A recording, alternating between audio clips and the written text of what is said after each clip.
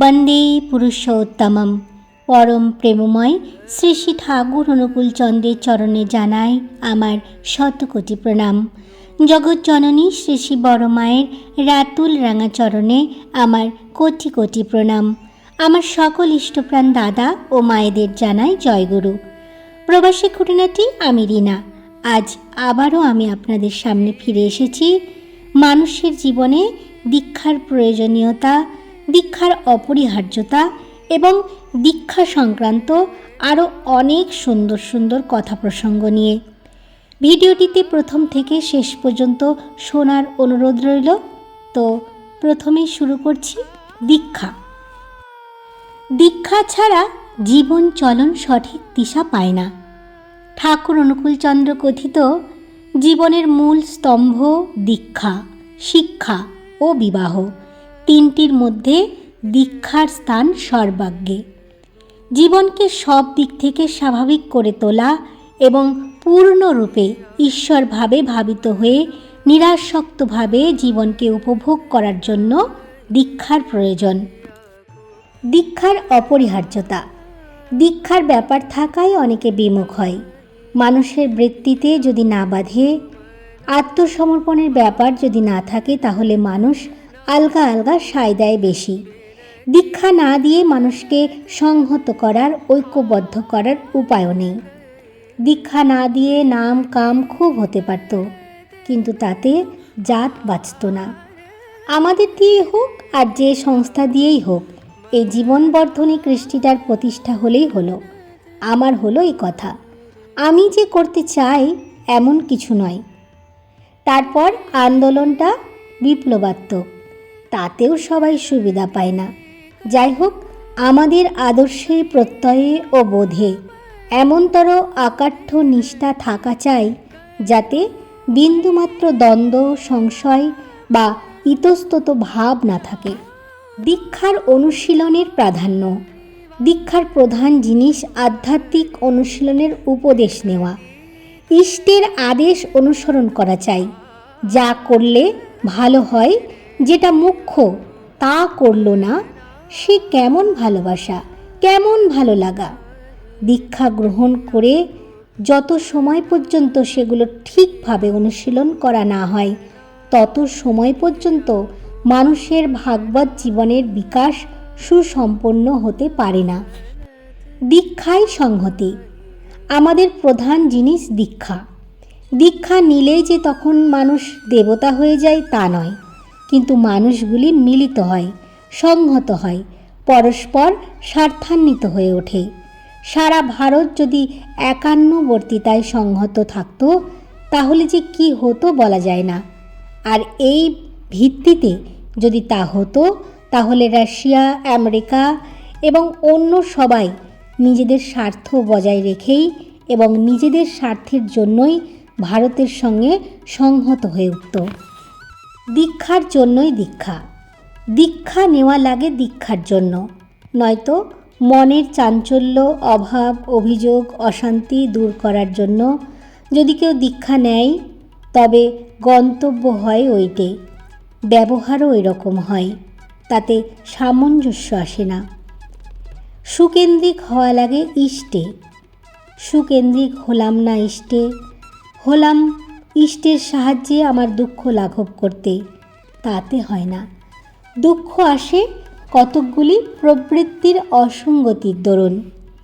ইষ্টের প্রতি অচ্যুত অনুরাগ ছাড়া তাদের হাত থেকে রেহাই মেলে না। তার জন্য তাকে যে চাই তার সব হয়। সেই জন্য দীক্ষার জন্য দীক্ষা নেওয়া ভালো।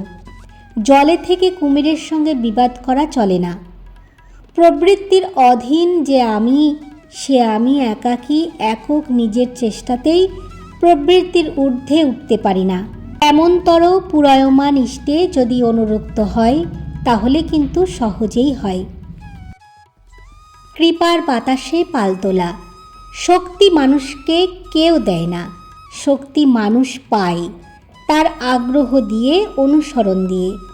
রামকৃষ্ণদেব বলেছেন, কৃপা বাতাস তো বইছেই, তুই পাল তুলে দে না।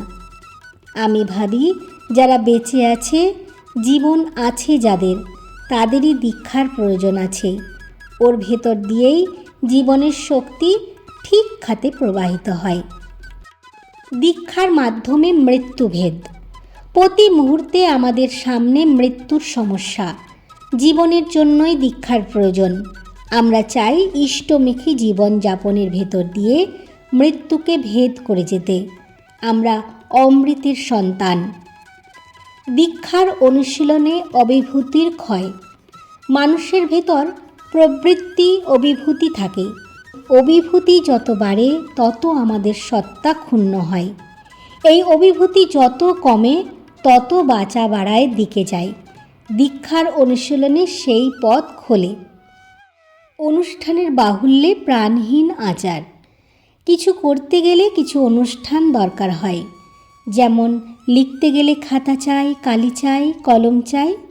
এসবের ব্যবস্থা না করে লিখতে পারি না, এও সেরকম। অনুষ্ঠান উপেক্ষা করা ঠিক না, আবার অনুষ্ঠানের বাহুল্যও ভালো না। যেমন বলে অকর্মা নাপিতের ধামা ভরা খুর। অনুষ্ঠানের বাহুল্য মানে উদ্দেশ্য ভুল হয়ে গেল, প্রাণহীন আচার পেয়ে বসল। যেমন কোনো কোনো মেয়ে মানুষ আছেন যারা স্বামীর সেবা যত্ন করে না, অথচ সাবিত্রী ব্রত করে। প্রকৃত যাজনের অভাব। দীক্ষা দিতে পারেন না, তার মানে অতখানি একাগ্র করে তুলতে পারেন না, অতখানি চৌম্বক ক্রিয়া হয় না যাতে মানুষ আকৃষ্ট ও আনত হয়ে ওঠে। সচ্চা ইষ্টানুরাগী জনসাধারণের রাখাল।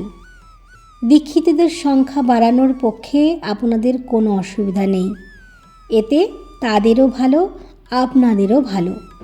মানুষকে ইষ্টে যুক্ত করে তোলা ছাড়া তাদের সমাজের ও দেশের কল্যাণের আর পথ নেই।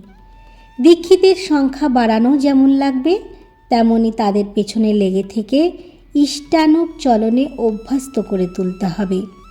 এটা একটা পরম পূর্ণ কর্ম। ঈশ্বর কোটি তো খুব কম, জীবন কোটি বেশি, কিন্তু তাদের এই পথে আনা লাগবে। গুরুজি অর্থাৎ ঈশ্বরের জন্য যাদের অন্তরে ক্ষুধা আছে, তারাই পারে জনসাধারণের রাখাল হতে।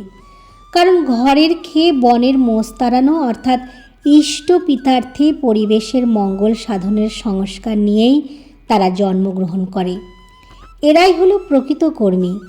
এদের মধ্যে ধর্ম জীবন্ত থাকে, তাই এদের মাধ্যমে মানুষ সহজে ইষ্ট, ধর্ম ও কৃষ্টির প্রতি আকৃষ্ট হয়। কোনো লোভের বশে যারা এ পথে আসে, তাদের নিজেদের ভেতরেও রং ধরে না, তাই তারা সচ্চা ইষ্টানুরাগ সঞ্চারিত করতে পারে কমই।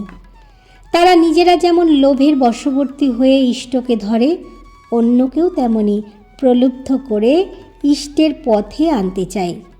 তাতে তারা নিজেরা এবং তাদের যাজিত যারা, তারা ধর্মের আস্বাদন থেকে অল্প বিস্তর বঞ্চিত হয়। এইভাবে দীক্ষিত যারা, তারা যদি প্রকৃত ইষ্টপ্রাণ লোকের সংস্পর্শে আসে, তাহলে অনেকখানি উপকৃত হতে পারে। যাই হোক, দীক্ষা নেওয়ায় একটা উপকার হয়, কিন্তু দীক্ষত্বের যাজন চাই। কি চাই? আর মানুষগুলিকে দীক্ষার অব্যবহৃত পরেই এখানে নিয়ে আসতে হয়। শ্রমণ আন্দোলনের সার্বিক পরিবেশ নিয়ন্ত্রণ। যারা দীক্ষা নেয় না, তাদেরও এমন করে গুণ গ্রহণ মুখর করে তোলা লাগে যাতে তারা তোমাদের লোক কল্যাণকর প্রচেষ্টাকে সমর্থন করে। প্রত্যেক পূর্বতন মহাপুরুষকে যথাযথভাবে তুলে ধরা লাগে। পারস্পরিক সংহতির ভিত্তি দীক্ষা। দীক্ষার বিশেষ প্রয়োজন। যত বেশি লোককে ব্যাপকভাবে দীক্ষায় অনুপ্রাণিত করে তুলতে পারব, সংহতি সহযোগিতা তত বেড়ে যাবে এবং পরস্পরের সাহায্যে আমরা উন্নত হতে পারব ততখানি। দীক্ষাই হলো সেই ভিত্তি যার ওপর দাঁড়িয়ে নিজেরা বাঁচতে পারবো, বাঁচাতে পারবো এবং বাড়তে পারবো, বাড়িয়ে তুলতে পারবো সকলকে, সব দিক দিয়ে। আজকের আলোচনা এই পর্যন্ত। ফিরে আসব পরবর্তী প্রসঙ্গ নিয়ে। সকল গুরু ভাইকে ও মায়েদের আরও একবার জয়গুরু বলে এখানেই শেষ করছি। ধন্যবাদ।